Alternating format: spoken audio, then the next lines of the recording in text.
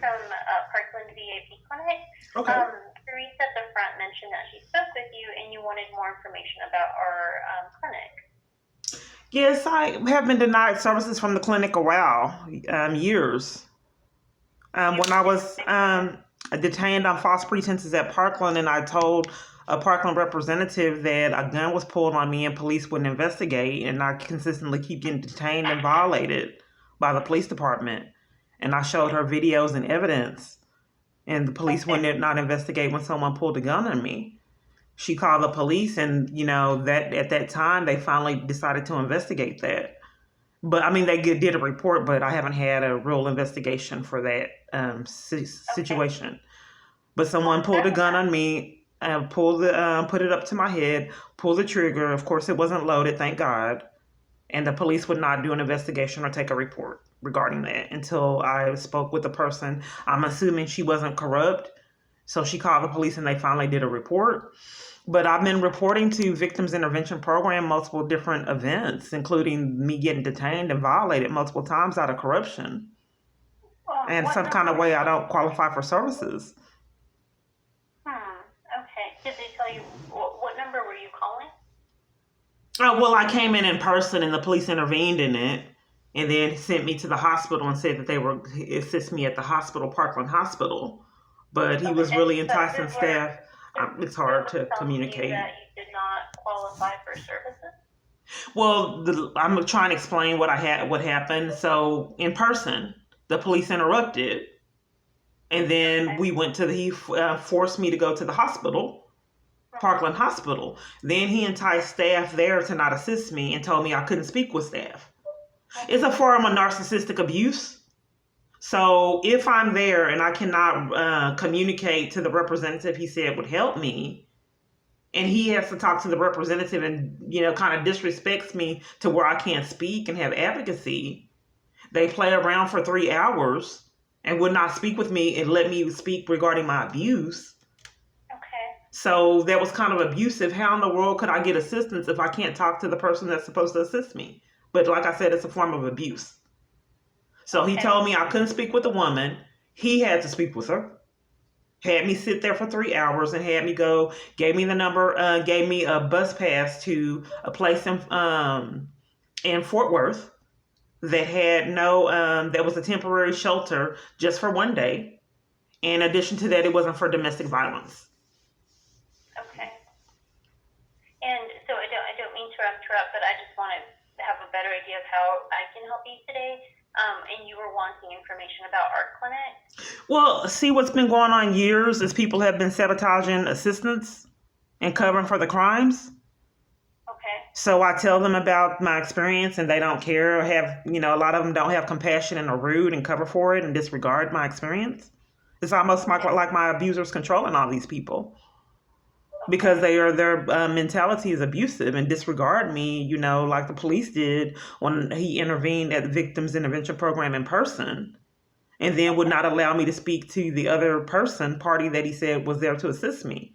If I could not tell her my experience, how in the world could she assist me? Which she didn't. They referred me to a homeless shelter when I feared my life was in jeopardy, and I eventually had to sleep outside. I lost the place that I lived in out of corruption when I had the false arrest, and ever since then I've been struggling and getting denied services. But for some reason, I call these organizations and they ask me what they want me to what do I want them to do, instead of offering me services and resources like they're supposed to do and advocate for me. They ask me, what do you want me to do? Okay. I'm sorry that it's been so challenging. You want to do so the lady who spoke with me said you wanted information about our clinic. Would you like me to provide information, or would you like me to go ahead and do a brief screen, that appointment, which is information to screen if you're appropriate for our services, and then put you on our wait list for our trauma program? Okay, so is there any particular reason why this is supposed to be for victims that are rape and in crisis and violence, and then it's consistently being put on hold? Because I thought even like in the hospital when I was detained and in terror because police kept violating me, is there any particular reason why you guys don't follow protocol and treat it like it's an important situation and keep blowing me off for years? Well, I don't know who you've talked to Well, kind of like now, I feel like I'm being blown off because obviously, if police are involved in my abuse, that's imperative and dangerous. Oh, I don't think I'm denying that. Oh well, you didn't give me any education how to report life, threatening situations that involve the police department. You didn't give me any kind of things that where I can readily resolve my life being in jeopardy by police abusing their power. I haven't been given any resources, and you're kind of blowing me off, setting an appointment later. And like I said, I mean, people have been playing games years. So I don't understand why the Victims Intervention Program would cover for the bad behavior of the police for years, along with every single organization that I've ever been to, along with the one that witnessed me getting arrested and assaulted and sat there and did nothing at New Beginnings in Garland.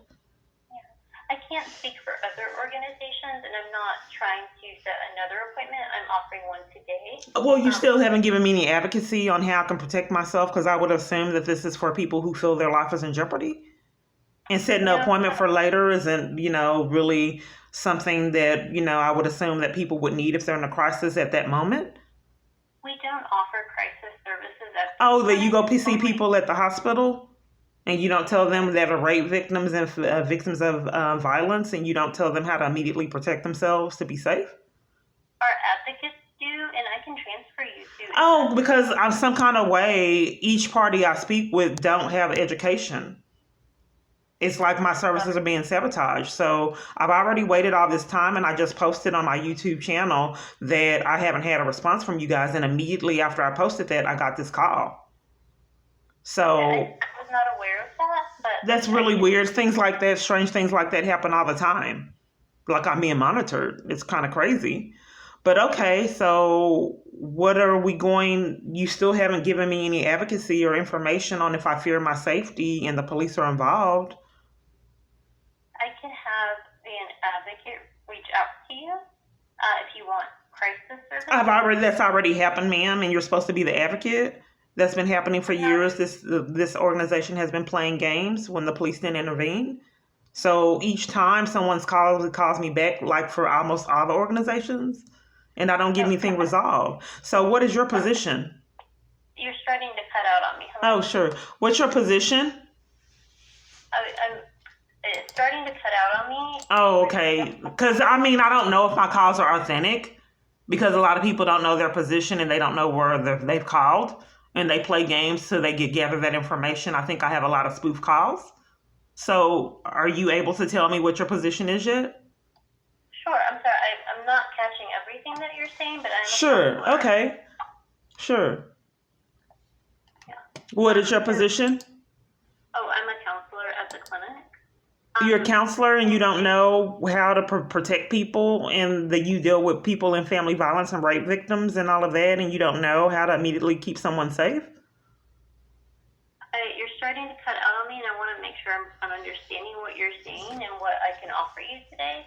Would you like me to transfer you to an advocate, or would you? I don't, ma'am. I've talked to multiple people on the crisis hotline. They couldn't help. An advocate couldn't help, and then they told me to call this number, and she couldn't help, and then said that you would call back. So, what is your position, and what were you told that I needed assistance with?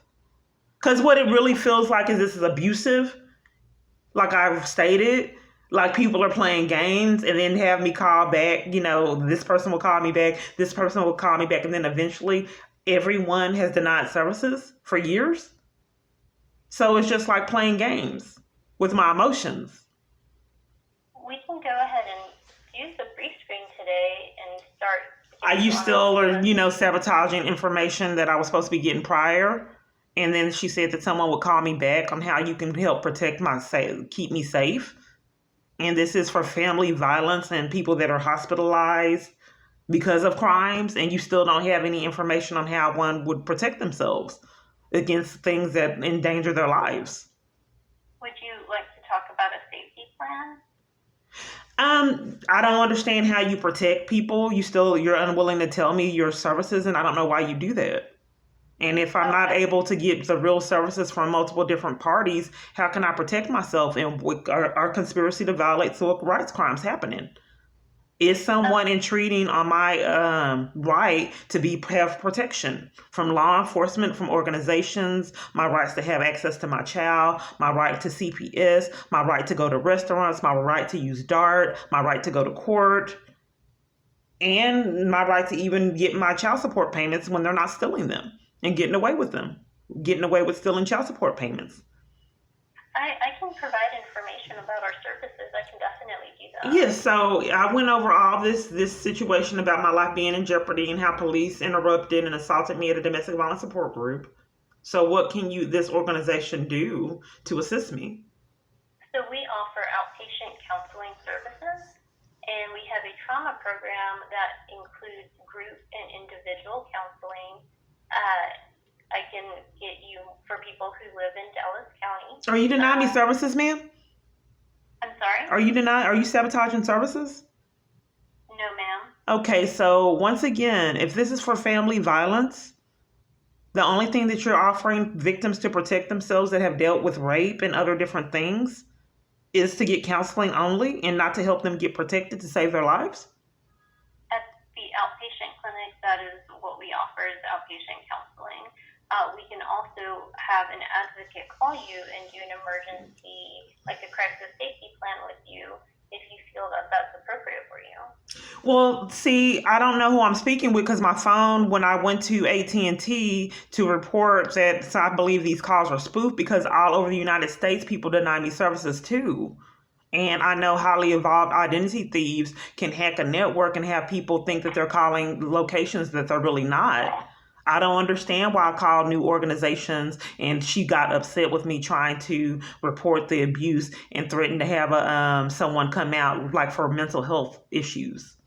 But that's actually happened that's actually happened. I've been detained and they've schemed multiple times and came out, detained me and arrested me for asking for help on my phone, like it was being monitored. So I'm expressing it with the Victims Intervention Program.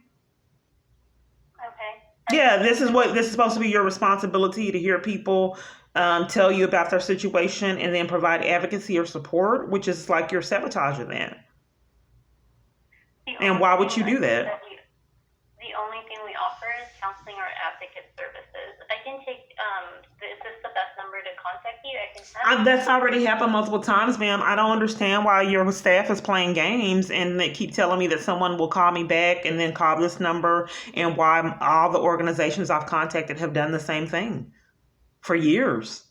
Why the VIP representative claimed that she pulled my information and they couldn't help me because I was severely mentally ill, but did not hear me telling her that I was detained on false pretenses and how I've been violated and bullied by the police department and multiple other people out of corruption.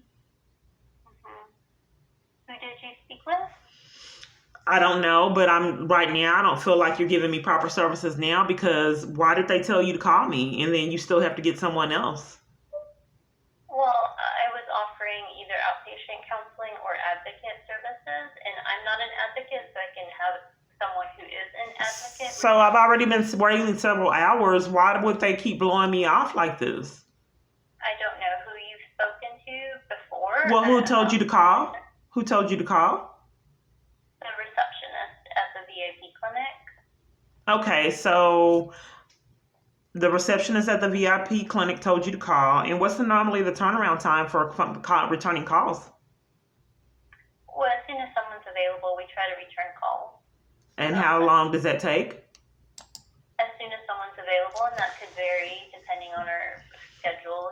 If we're seeing someone at that moment, we finish our session and then we return calls. And what time do you try to return calls?